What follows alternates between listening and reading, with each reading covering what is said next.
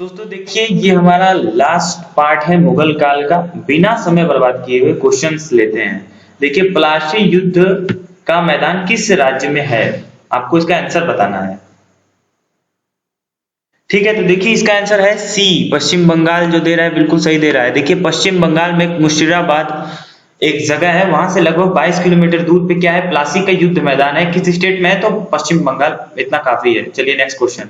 देखिए, अगला क्वेश्चन आपके स्क्रीन पे सामने आ गया है। आगरा नगर को तत्कालीन भारत की राजधानी किस मुस्लिम शासक ने बनाया? तो देखिए, जिस शासक ने बनाया उसने ही शहर की नींव भी रखी थी, सुल्तान सिकंदर लोदी। बहुत ही बड़ा नाम, जिसने आगरा को इस बात के लिए गौरवान्वित करवाया कि वो मुगलों की राजधानी होगी, भारत की राजधानी होगी। चलिए नेक्स्ट क्वेश्चन लेते हैं। देखिए दोस्त, अगला क्वेश्चन आपके सामने है। किस मुगल सम्राट के शासनकाल को स्वर्णिम युग के नाम से कहा जा सकता है? उसके पीछे लॉजिक भी देना चाहिए आपको इस आंसर में।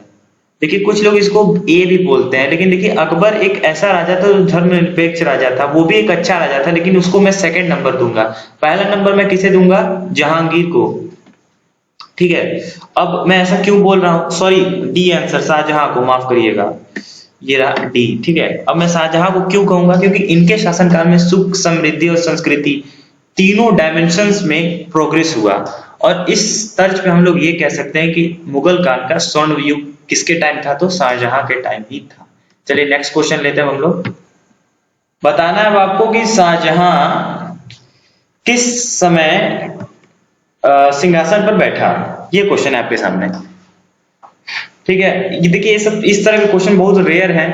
अब तो आते भी नहीं, लेकिन अब आया है तो देखना पड़ेगा। 1628 डेट वाले क्वेश्चन मॉडर्न हिस्ट्री से ज्यादा पूछे जाते हैं। ठीक है, चलिए नेक्स्ट क्वेश्चन।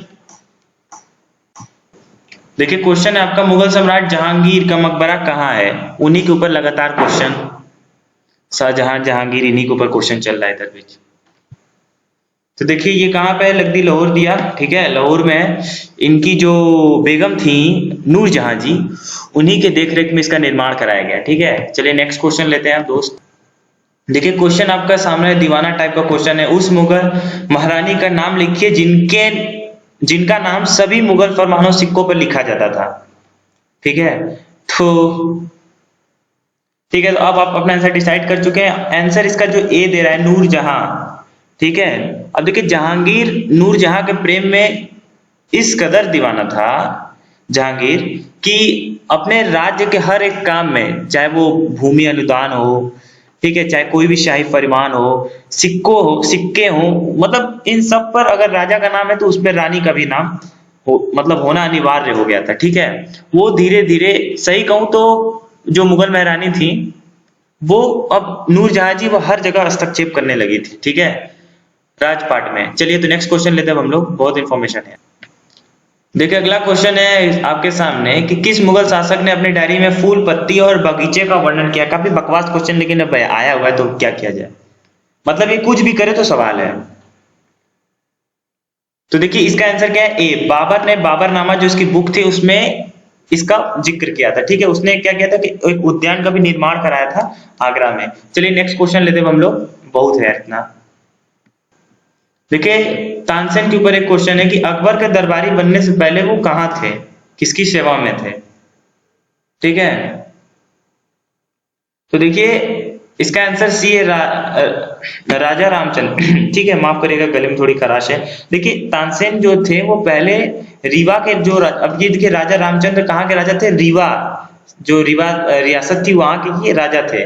और ये वहां के दरबारी संगीतकार भी थे। इनका वास्तविक नाम क्या है? तो रामतनु पांडे इनका असली नाम है। ठीक है, पंडित रामतनु पांडे। ठीक है, चलिए अब चलते हैं।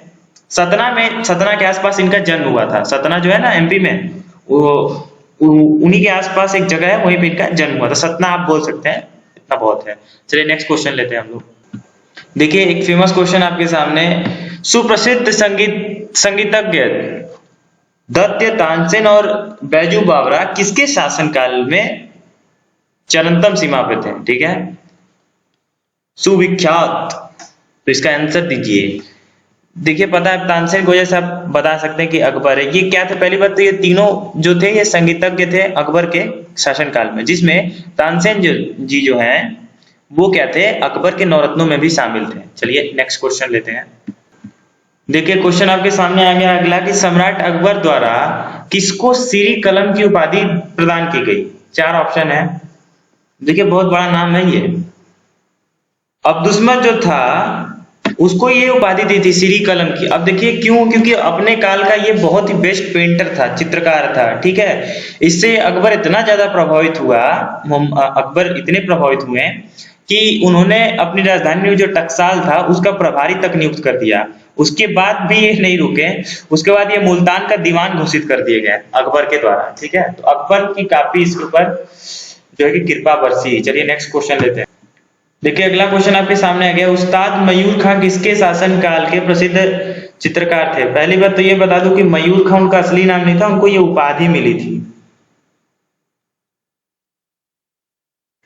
तो देखिए इसका आंसर क्या है, इसका आंसर है आंसर बी, जहांगीर, ठीक है। चलिए नेक्स्ट क्वेश्चन हम लोग लेते हैं। देखिए अगला क्वेश्चन आपके सामने है कि अकबर ने निम्नलिखित में से किसका निर्माण नहीं कराया था। देखिए यहाँ पे ऑप्शन ए बी सी जो है वो तीनों अकबर ने ही बनवाया था, लेकिन जो मोती महल है ना, मोती महल को अकबर ने नहीं बनवाया था, इसको शाहजहां ने बनवाया था, ठीक है। आगरा के किले, आगरा का जो किला है उसी के कैंपस में इसको बनवाया गया है, ठीक है। आगरा में जितने भी अन्य सुंदर जो बिल्डिंग्स है उसमें मोती मस्जिद भी काफी ज्यादा विख्यात है, ठीक है। एकदम शुद्ध सफेद संगमरमर का ये बना है, ठीक है, लाइक ताजमहल, ठीक है। चलिए नेक्स्ट क्वेश्चन लेते हैं। देखिए हिंदू मैथोलॉजी में जो उपनिषद होता है उसका फारसी में अनुवाद किसके शासनकाल में हुआ। सिंपल क्वेश्चन है। तो देखिए शाहजहां के टाइम में ही उपनिषदों का क्या हुआ था, फारसी में अनुवाद हुआ था। चलिए नेक्स्ट क्वेश्चन लेते हैं हम। देखिए अगला क्वेश्चन आपके सामने है, बाबर ने प्रथम बार पश्चिम में कहां से होकर भारत में प्रवेश किया, ठीक है। आपको तो पता है ये सब आक्रमणकारी है, भारत के तो है नहीं, तो सी इसका आंसर सही है, पंजाब से होते हुए भारत में वो इंटर किया था, ठीक है। चलिए नेक्स्ट क्वेश्चन लेते हैं। देखिए क्वेश्चन आपके सामने है, निम्नलिखित लड़ाइयों में से किसने भारत में एक मुगल शासक की तकदीर बदल दी। किस लड़ाई ने ऐसा किया, कौन सा मुगल शासक था, क्या बदलाव आया। तो देखिए बी आंसर इसका सही है, पानीपत का द्वितीय युद्ध जिसको अकबर ने लड़ा था। इस लड़ाई के बाद मुगल साम्राज्य वास्तविक रूप से अपना लोहा मनवा लिया दोबारा से, ठीक है। चलिए नेक्स्ट क्वेश्चन लेते हैं हम लोग। देखिए क्वेश्चन आपके सामने है, भारत में रुपयों का सिक्का किसने प्रारंभ किया, जिसे आज भी हम लोग ढोते हैं। रुपया हम लोग की करेंसी का एक है ना पार्ट, रुपया ही तो बोलते हैं करेंसी को अपने। तो किसने शुरू किया था, सी शेरशाह शुरू ने, शेरशाह शुरू ने, फिर गलत बोल रहा हूं मैं, माफ कीजिएगा, शेरशाह ने, ठीक है, आगे समझ लीजिएगा। चलिए नेक्स्ट क्वेश्चन लेते हैं। देखिए क्वेश्चन आपके सामने, सबसे लंबे समय तक किसने शासन किया। सबसे लंबा शासनकाल किसका रहा इन चारों ऑप्शंस में से। तो देखिए सबसे लंबा शासनकाल किसका रहा, अकबर का रहा। आपको पता है क्यों, क्योंकि ऐसा राजा ही ये था, ठीक है। चलिए नेक्स्ट क्वेश्चन लेते हैं। देखिए क्वेश्चन आपके सामने है, निम्नलिखित, ये सब थोड़े डीप क्वेश्चन बोल सकते हैं आप, निम्नलिखित भवनों में से कौन सा फतेहपुर सीकरी में नहीं है। देखिए पहली चीज तो आपको पता है कि बुलंद दरवाजा, जामा मस्जिद और पंचमहल ये तीनों अकबर ने कहा बनवाया, सीकरी में, जबकि नगीना मस्जिद को कहाँ बनवाया गया था, आगरा में, ठीक है। चलिए नेक्स्ट क्वेश्चन लेते हैं। तो इसका आंसर क्या है, देखिए इसका आंसर सी है, मैंने आंसर बताया नहीं, तो इसका आंसर सी है, नगीना मस्जिद, जो कि फतेहपुर सीकरी में नहीं है। चलिए नेक्स्ट क्वेश्चन लेते हैं। देखिए अगला क्वेश्चन आपके सामने स्क्रीन पर है, ताजमहल के निर्माण में भारत और किस देश के विशेषज्ञों का सहयोग लिया गया।